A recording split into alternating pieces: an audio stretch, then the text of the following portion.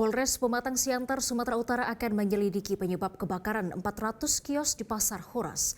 Untuk proses identifikasi akan berkoordinasi dengan tim dari Laboratorium Forensik Polda Sumut.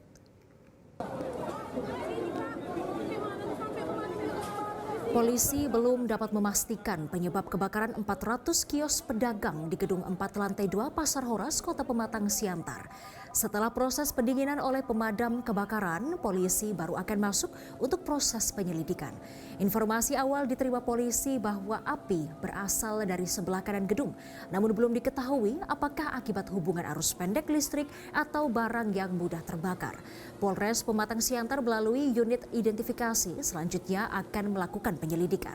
Untuk mempermudah prosesnya akan dilakukan koordinasi dengan tim dari Laboratorium Forensik Polda Sumut. Dan mulai dari sisi yang sebelah sana itu, lantai 2, kemudian merembet. Memang tadi ada beberapa pemadam kebakaran baik dari Kota Pematang Siantar, dari Semalungun, kemudian dari STC dan dibantu juga dari Stanis Brimob tadi untuk membantu. Ya. Sampai saat ini mungkin masih ada sisa api yang kecil. Nanti setelah api dipadamkan semua, mungkin tim dari identifikasi Polres coba untuk mengidentifikasi apakah penyebab dari kebakaran. Kita masih belum bisa menentukan. Dari informasi sementara penyebab terjadi kebakaran ini sudah diketahui?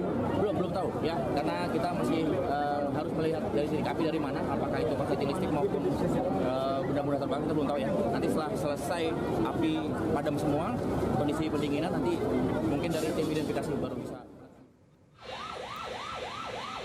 Sebelumnya kebakaran besar melanda Pasar Horas, pusat perdagangan tradisional di Kota Pematang Siantar, Sumatera Utara, yang terletak di Jalan Merdeka, Kecamatan Siantar Barat. Ludes terbakar api diduga berasal dari salah satu kios di sisi timur gedung yang kemudian dengan cepat menyebar ke ratusan kios lainnya.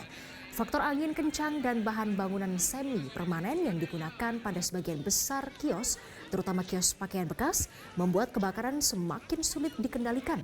Akibatnya kerugian diperkirakan mencapai miliaran rupiah. Kita kerahkan armada sebanyak 4 unit dan ditambah ICC 2, Simalungun 2. Jadi TKP sekarang lagi tahap pendinginan di atas. Dan kita berusaha supaya apinya... Jelajahi cara baru mendapatkan informasi. Download Metro TV Extend sekarang.